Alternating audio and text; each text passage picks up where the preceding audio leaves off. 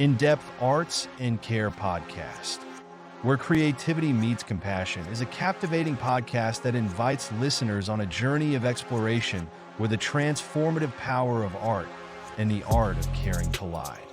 Delving into the lives of remarkable individuals, this show uncovers the profound ways in which creativity, empathy, and compassion intersect, reshaping our perspectives on the human experience. Are you looking for a fun new way to find interesting stories? Well, look no further.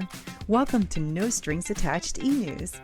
From lifestyle articles to news in the entertainment world, we are the premier e-news site to find informative articles on a variety of popular subjects. As our online magazine is always expanding, we know there's an article here for you on No Strings Attached e-News. Find out what's buzzing at nsaen.com.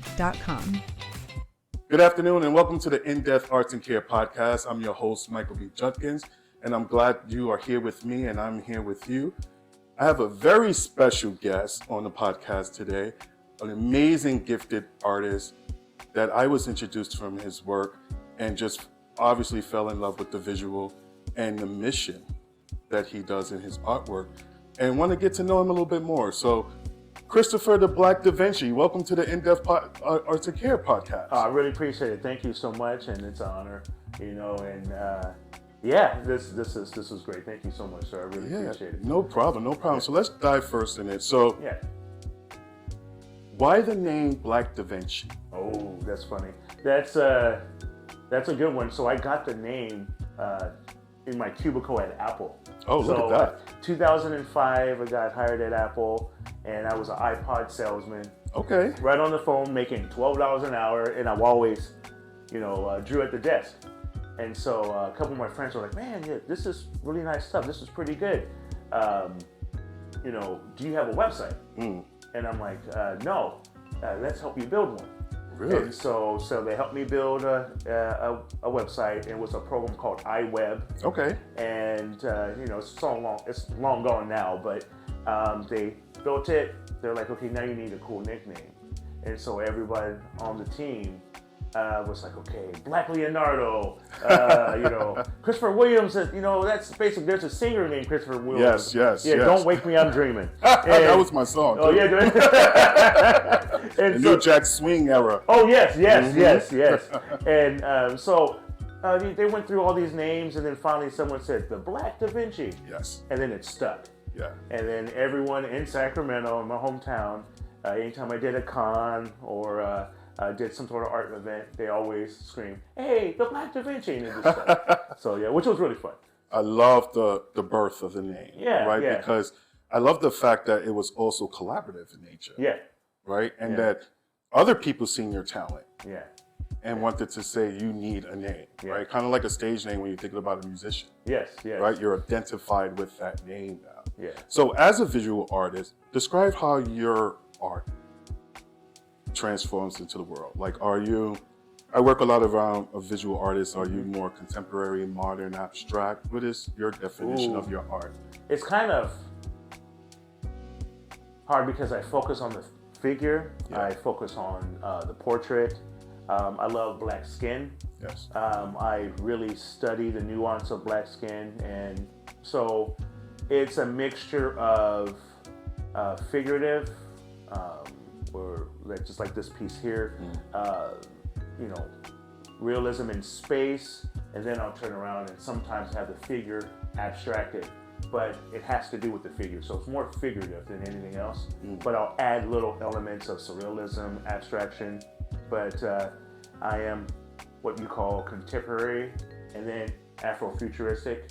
Love it. And then sometimes I'll throw down with just like the classic, style, just wet on wet oil painting, just linseed oil and your paint thinner or your Gamasol, and that's it. So it just depends on what I'm in the mood for, but Afrofuturistic or contemporary, but predominantly the figure. Love that. So explain to us Afrofuturistic. So Afrofuturistic is a term coined, I forgot the gentleman's name, it's going to kill me.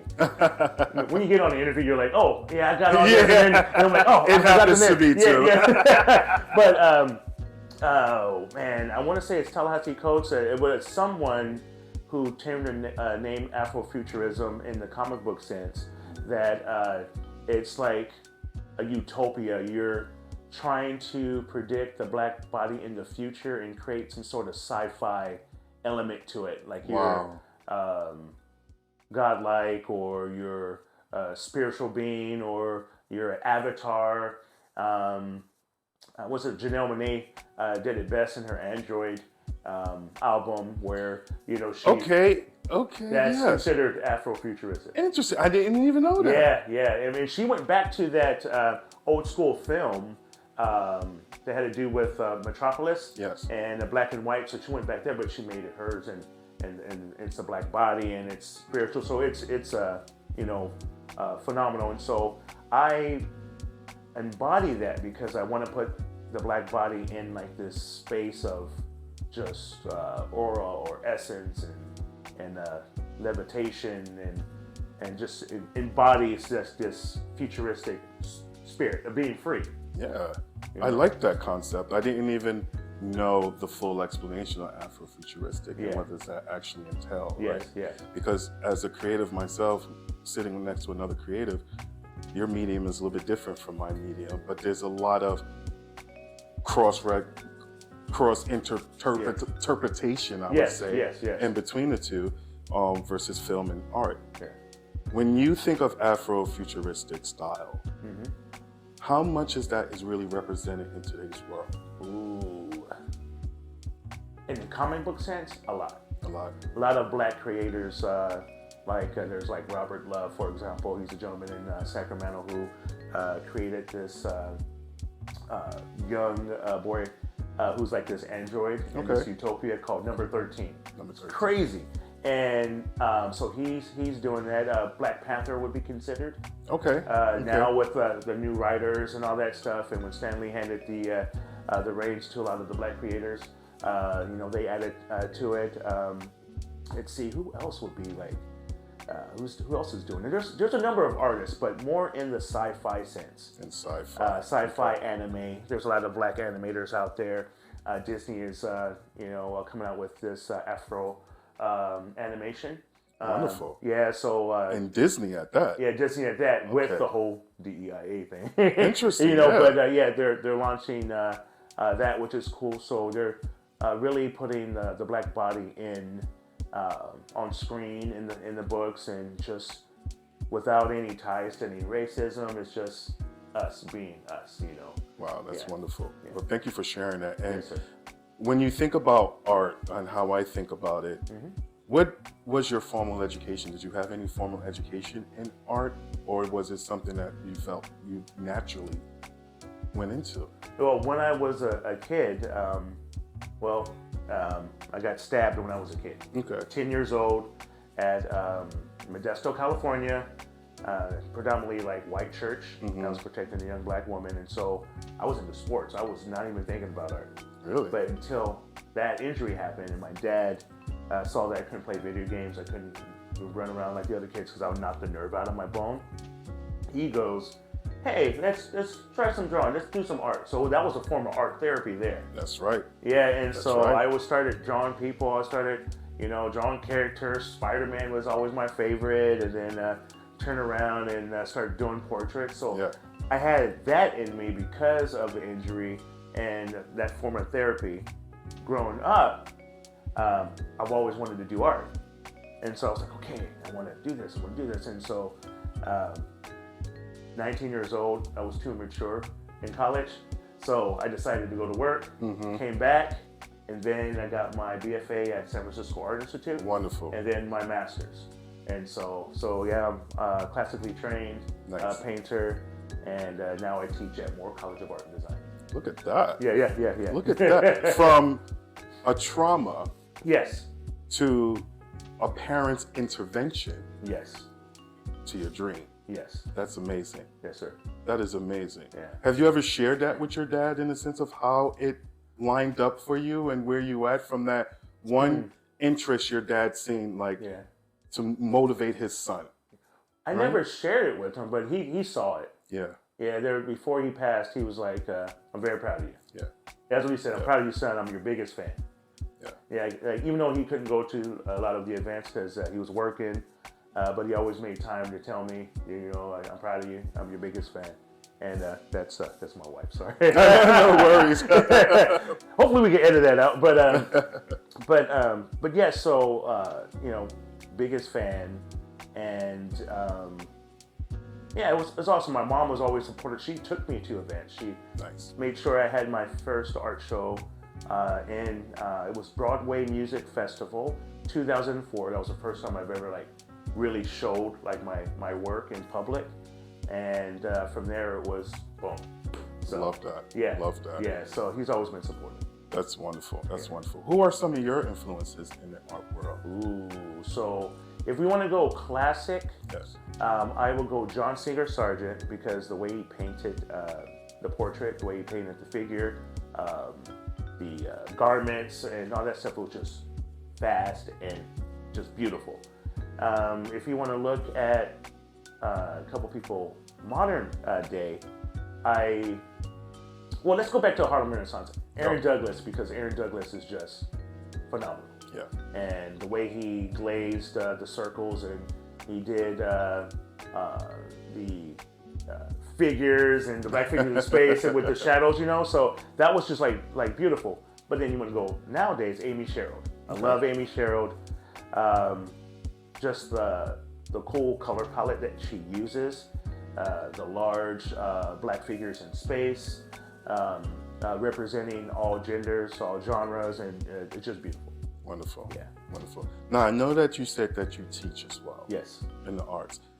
As a teacher in the arts and a creator in the arts, do you see minorities or brown and black adolescents or kids being interested in art, or is it a declining number? No, I see more interest. We'll just say this, in California, not so much. Okay. But on the East Coast, here in Philly, and the people that were getting at the school, these young black kids, black adults, are just fire. Right. And the fact that these are predominantly women, right? I'm like, wow. And they would kick my butt in high school. I'm telling you, coming out of high school, these people are talented. That's wonderful. And so, I have a good group of powerful young, African American kids. They're coming in wanting to do illustration, wanting to do animation, wanting to do fashion. Nice. And they're super talented. And I wish I was around people like them growing up, instead of around people outside my race, mostly white students, and because I really got more support. And so I'm kind of jealous looking at them. It's like, man, look, you have your colleagues, you're sitting at the table, you're just having a good time eating and enjoying life and creating. That's right. And I wish I had that growing up, because for me growing up, I was like, are there any good black artists? You didn't, nobody was on a standpoint for you, or exposed to you in that sense. Yeah, no, not at all. And they're like, there's a Harlem Renaissance, and then they didn't speak about it. And then, or the teacher that I had in Kansas City, Missouri, because we moved out there, we only lasted a year and a half. My dad's like, nope, get me out of here. That was funny. And so I was like, okay, I asked my teacher, it's like, hey, are there any, black artists at this time? And, and then you could tell me. She goes, no, just keep playing football. There's no really good black artists. Really? I went home, I was devastated. My mom asked me, what's wrong? My dad went to the library, got me a Harlem Renaissance book with, what's his name? I think it's Malvin Gray Johnson. And he goes, right on the cover, and he goes, here you go. And I read the book, and that's how I learned. I taught myself. Wow. Before I went to college, and started asking, hey, who's this, and making the professors, tell me about the history and recommending books. I went out and researched myself. Yeah. So what fascinates me about that particular story is that you went to an educator and asked, and that was your response. Yeah. It wasn't even, hey, yeah, well, maybe you should check out the library. It wasn't no direction. No.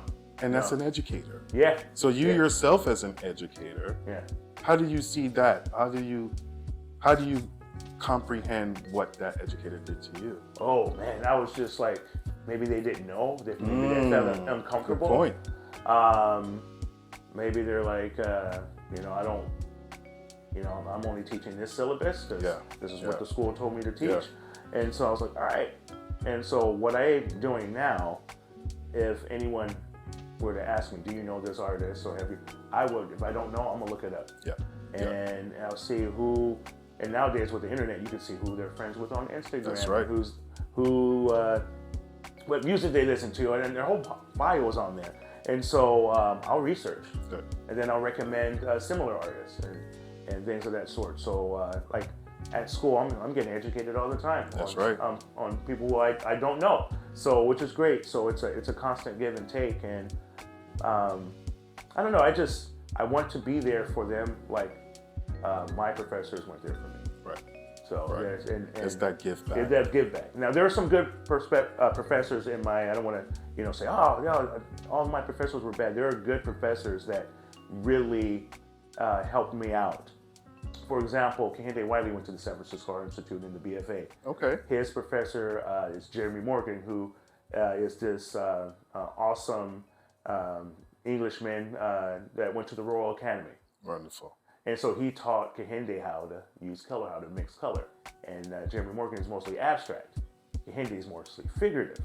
Ah. And so when I met him, and he used to tell me all these stories about Kehinde and what Kehinde was like in college and what he was working on and all that stuff and the obstacles that he faced. So it was nice to have him, help me out. That's right. And I was like, oh, okay, this is cool. So there's some good people, but mostly, the latter. Okay. So, yeah. Okay. So with any field, the business aspects sometimes overshadow the creativity, right? Yeah. Or vice versa, depending on the individual. Being a professor and an educator in the arts and a creator, how do you see or have you dealt with teaching the business of art? Well, I tell a lot of these young minds that are trying to get in there that it's a hustle. Yeah. You're no different than the mom and pop store on the corner. That's a good way to look at it. Yeah. Oh, That's yeah. a good way to look at it. No different. You have to get up in the morning, and then you have to put in the work because people are not just going to, come to you and say, "Oh yeah, paint me this," because you're Chris, And so I tell them you're going to have to, market yourself. You're going to have to, make trips, go to shows, do research, get out the country. Yeah. Oh, interesting. Yeah, get out the country, Yeah. learn about another culture, and that will help you. And also, do your damn taxes. That's right. The business of the business. Yes, business of the business, and you gotta do your taxes. And luckily, and I've never seen this because in my school we didn't have that. Okay. They're like, oh, art, filling, paint, and then I come to more, and I learned, because my wife, she's business mind, and I learned with my mom and my dad, you got to take care of your business, but more teaches an actual business class. Yeah. And they teach you how to do your taxes. They teach you how to get a business card. They teach you how to put a contract so no one's not, taking advantage of you as an artist. So I try to just tell my students about my experiences, the mistakes I've made, and hopefully they don't make those. So, wonderful. Yeah. On the B side to that question is, what type of placement does art students look for after college? Is it more, in a studio, hustling your work or hustling your name to get recognition for people to see your work, right? Or is it working at another company doing art or design? What does the prospect of an art student after graduation looks like? For illustration students in particular, or I'll also speak for animation and game arts, I recommend that they try to work for a studio, get an internship, work for a studio, get placed in there. That way they know, it's the ins and outs. And it's real. And I tell them all the time, don't be late on assignments. And I said, because being late will cause you to lose. That's right. And so in these companies, they want you to, you know, this is your career. They want you there. They want you producing. And so that way they can get used to that work ethic. I'm always explaining that.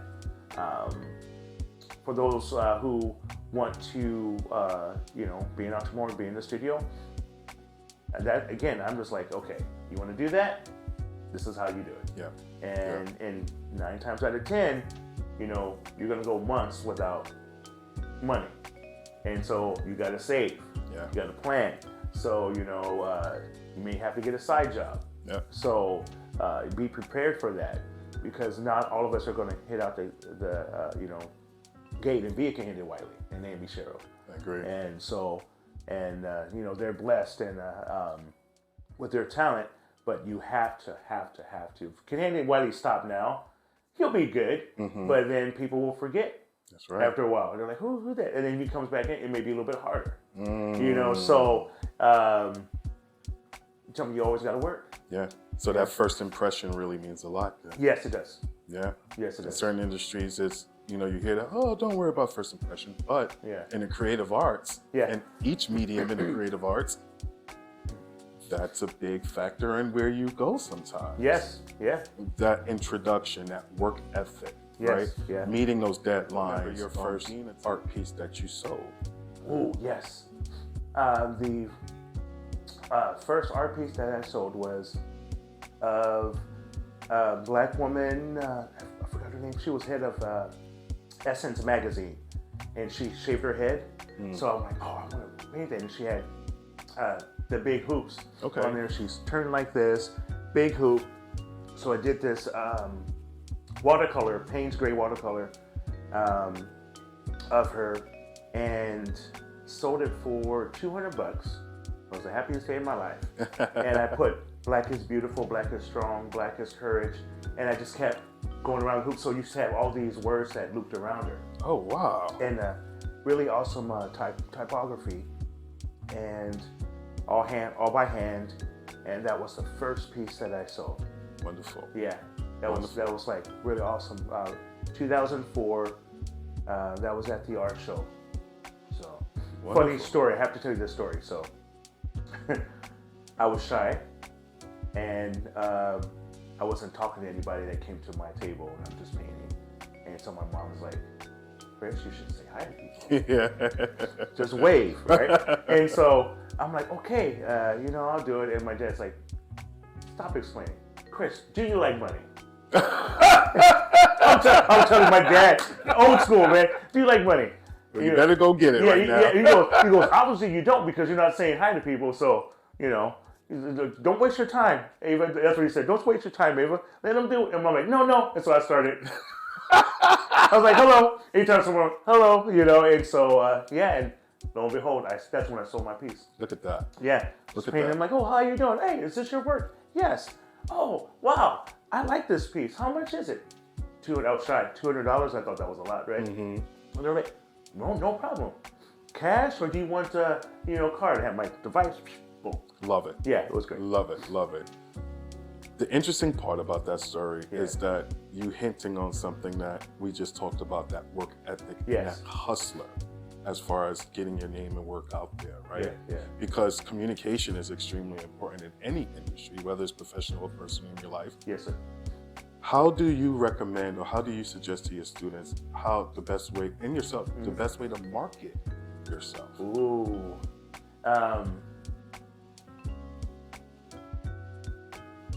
One, I repeat this, and I know it's not about marketing, but you have to have the professionalism to turn in your work on time. Because I wouldn't have had my work on the L word if I wasn't on time. Look at that. There was a artist that was supposed to be Marcus Allenwood, the artist, deceased artist on the L word, and he didn't get the job done. They found me on Instagram and said, can you produce this in 10 days? Wow. And I said, yes, I could do an oil painting for 10 days, within 10 days, excuse me. And so I'm hustling, and they're calling me, and and I'm keeping open communication. I'm showing them all the different shots. Just like make this change, add this, take away this, and it's on the fly. Didn't complain. I'm like, this is what I want to do. So I'm like, okay, I got this. This is my shot to be on the big screen. So turned it in on time. They loved it, and all of a sudden they called me back for season 2. Look at that. And this time they rent my work.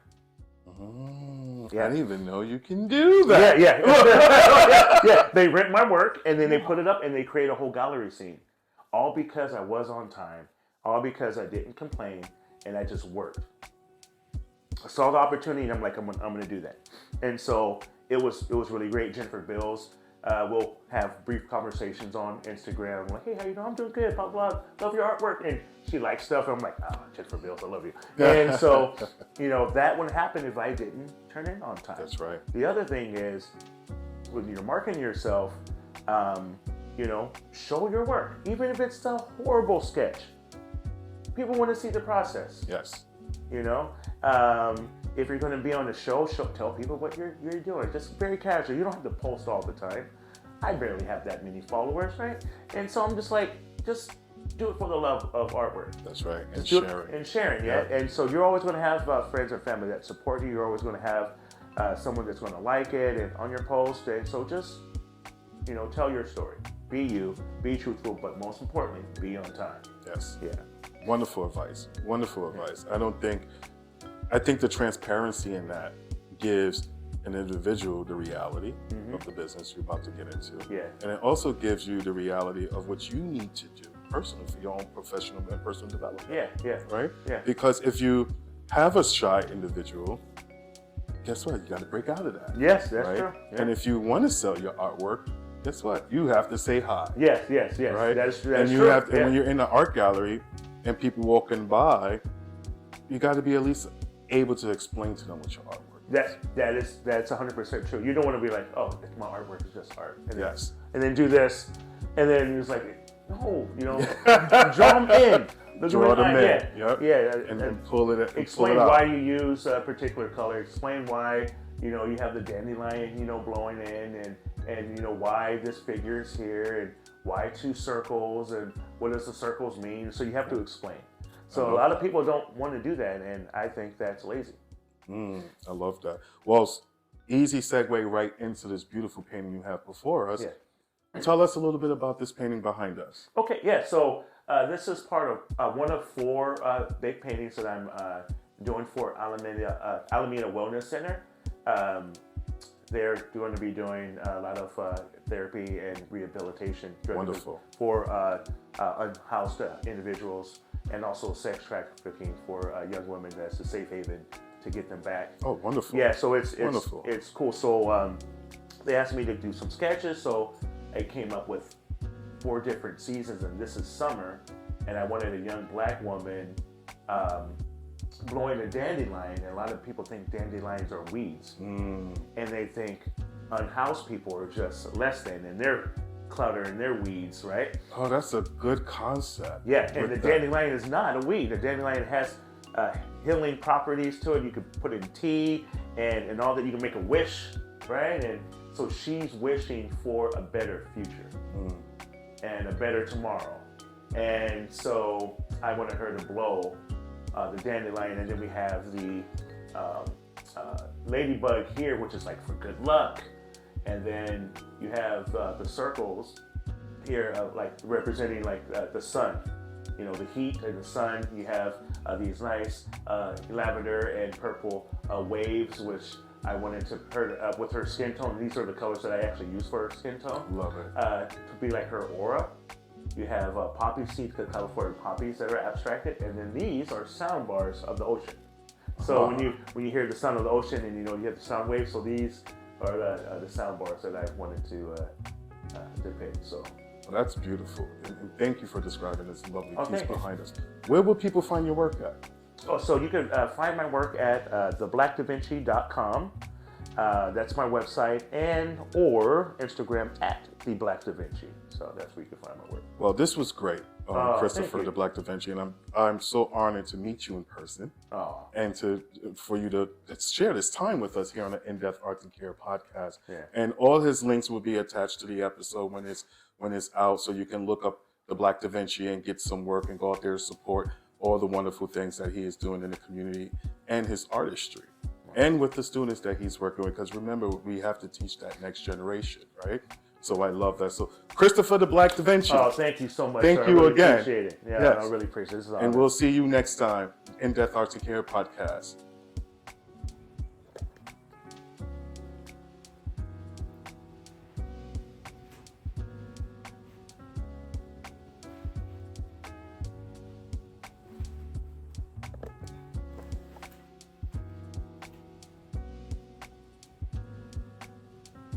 Thanks for listening. If you enjoyed this episode and you'd like to support the podcast, share the podcast on social media, or guest on the podcast or review. Follow us at In-Depth Arts and Care on streaming platforms.